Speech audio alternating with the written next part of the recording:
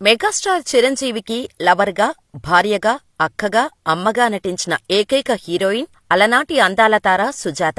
5 దశాబ్దాలుగా ఇండస్ట్రీలో టాప్ 1 హీరోగా, మెగాస్టార్గా ఇండస్ట్రీని ఏలుతున్న చిరంజీవితో ఎన్నోసార్లు నటించే అవకాశం సుజాత గారికే దక్కింది. తన కెరియర్లో ఎన్నో అద్భుత సినిమాల్లో నటించి వెండితెరపై చెరిగిపోని ముద్ర వేశారు సుజాత గారు. ప్రొఫెషనల్ లైఫ్ ఎంత అందంగా ఉండేదో పర్సనల్ లైఫ్ అంత నరకంలా సాగింది. ఏరికోరి పెళ్లి చేసుకున్న భర్త వల్ల పడరాని పాట్లు పడ్డారు సుజాత. అసలు ఆమె లైఫ్ అలా కావటానికి కారణమేంటి? ఈ వీడియోలో తెలుసుకుందాం. అలనాటి అందాల తార సుజాత నాటి టాప్ హీరోలందరి సరసన హీరోయిన్ గా నటించి ఆకట్టుకున్నారు. తెలుగుతో పాటు తమిళ, మలయాళ, కన్నడ చిత్రాలలో నటించి అలరించిన సుజాత కొన్ని హిందీ సినిమాల్లోనూ యాక్ట్ చేశారు. సహజ నటిగా పేరు సంపాదించిన సుజాత 1952 డిసెంబర్ 10న శ్రీలంకలోని గల్లేలో పుట్టారు. సుజాత స్వతహాగా మలయాళీ. కాని సుజాత తండ్రి ఉద్యోగరీత్యా శ్రీలంకలో స్థిరపడటంతో ఆమె బాల్యం కూడా శ్రీలంకలోనే గడిచింది. సుజాత తండ్రి పదవీ విరమణ చేయటంతో మళ్లీ కేరళకు వచ్చేశారు.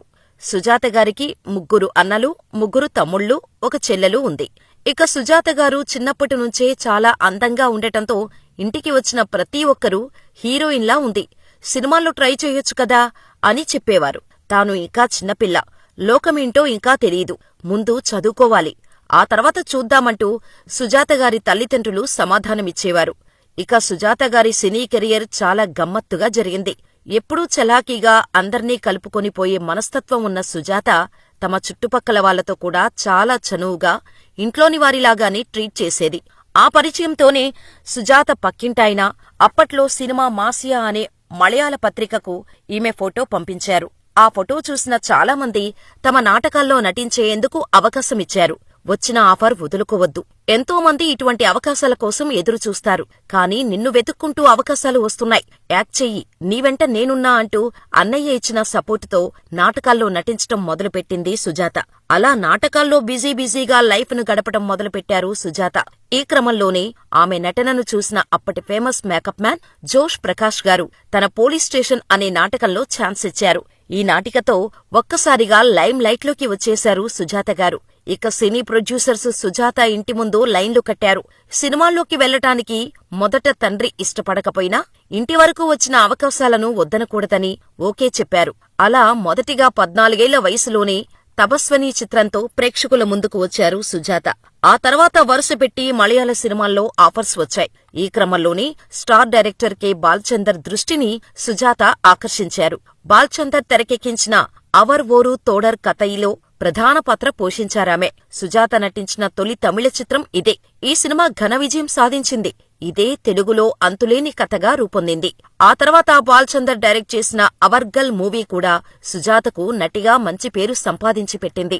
ఇదే తెలుగులో ఇది కథ కాదుగా రీమేక్ అయింది. అలా తమిళ, మలయాళ చిత్రాలలో సక్సెస్ఫుల్ గా సాగుతున్న సుజాతను దాసరి నారాయణరావు తన గోరింటాకు చిత్రంతో తెలుగు తెరకు పరిచయం చేశారు. దాసరే ఆమెను బాగా ప్రోత్సహించారు.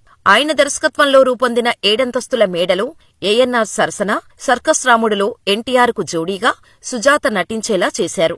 సిరిమల్లె నవ్విందిలో కృష్ణతో జోడీ కట్టిన సుజాత బెబ్బులిలో కృష్ణరాజుతోనూ అలరించారు. ఆ తర్వాత ఏఎన్నార్, శోభన్బాబు, కృష్ణరాజు చిత్రాలలో నాయికగా నటిస్తూ సాగారామె. దాసరి తెరకెక్కించి నటించిన ఎమ్మెల్యే ఏడుకొండలలో ఆయనకు జోడీగా నటించారు సుజాత. ఏ. కోదండరామిరెడ్డి దర్శకత్వంలో తెరకెక్కిన తొలి చిత్రం సంధ్యలో సుజాత ప్రధాన పాత్ర పోషించారు. ఆ తర్వాత కూడా దాసరి రూపొందించిన పలు చిత్రాల్లో సుజాత అభినయించారు. చిన్న వయసులోనే బరువైన పాత్రలను చేసి తన నటనతో మెప్పించారు సుజాత. అప్పటి తమిళ స్టార్ హీరోలైన ఎంజీఆర్, రజనీకాంత్ సరసన నటిస్తూనే మలయాళ స్టార్ హీరోల సరసన తెలుగు స్టార్ హీరోస్ అయిన ఎన్టీఆర్, ఏఎన్నార్, శోభన్బాబు లాంటి వారి పక్కన నటించి మంచి పేరు సంపాదించుకున్నారు. తన మనసుకు నచ్చిన పాత్రలనే చేసేవారు సుజాత. తన పాత్రకు అంత ఇంపార్టెన్స్ లేదు అని అనిపిస్తే అది ఎంత పెద్ద సినిమా అయినా సరే చేసేవారు కాదు సుజాత. దీంతో సుజాత అంటే ప్రొడ్యూసర్స్ కి కోపం ఉండేది. అయినా సరే వెనక్కి తగ్గి ఎక్స్పోజింగ్ లాంటి కథలను అస్సలు ఒప్పుకునేవారు కాదు. హుందాగా ఉన్న పాత్రలనే చేసేవారు. సహజ నటిగా పేరు పొందిన సుజాత గారు కెరియర్లో ఎంతో సక్సెస్ అయ్యారు. కానీ సినిమాలోని కష్టాలే నిజ జీవితంలోనూ పడ్డారు. కెరీర్ పీక్స్ లో ఉన్న టైంలోనే ఆమె తన ఇంటి ఓనర్ వాళ్ల అబ్బాయి జయశంకర్ ప్రేమలో పడ్డారు. ఆ సమయంలో అతను పచ్చళ్ల వ్యాపారం చేసేవాడు. అప్పట్లోనే విదేశాలకు కూడా తన వ్యాపారాన్ని విస్తరించాడు. జయశంకర్తో పీకల్లోతు ప్రేమలో మునిగిన సుజాత గారు పెళ్లి చేసుకుంటే అతన్నే చేసుకుంటాను అని పట్టుబట్టారు. కాని ఫ్యామిలీ మొత్తం సుజాత గారి నిర్ణయాన్ని వ్యతిరేకించారు. జయశంకర్ నీకు కరెక్ట్ కాదు అంటూ ఎంతో చెప్పి చూశారు కాని సుజాత గారు వినలేదు.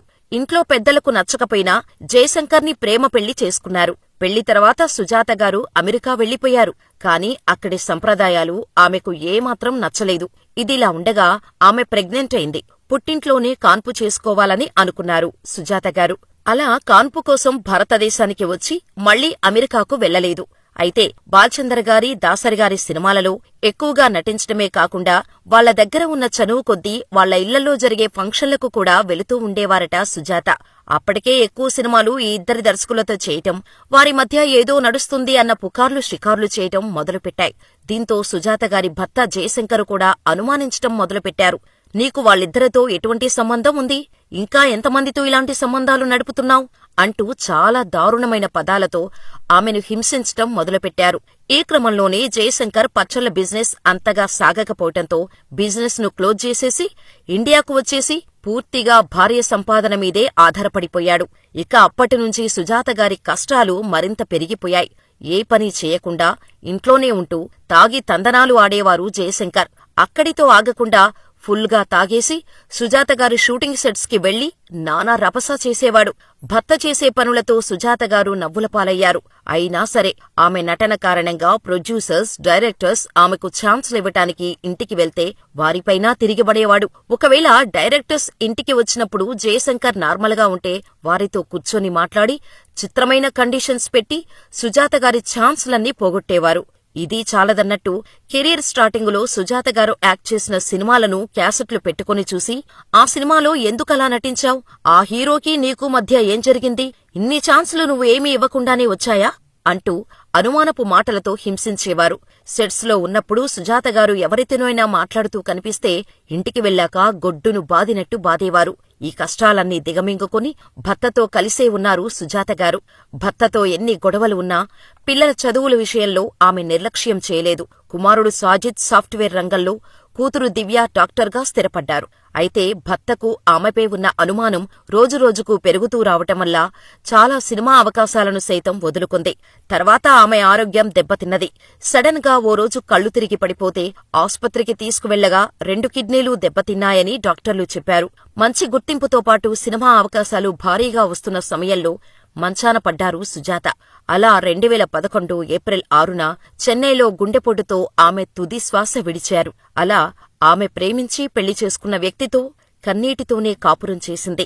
కనీసం తల్లిదండ్రులు చెప్పినట్టు విని ఉంటే సుజాత లైఫ్ మరొకలా ఉండేదేమో అని ఆమె ఫ్యాన్స్ తెగ ఫీలయ్యారు. అప్పట్లో ఏది ఏమైనా రియల్ కష్టాలను రియల్గా అనుభవించారు సుజాత గారు.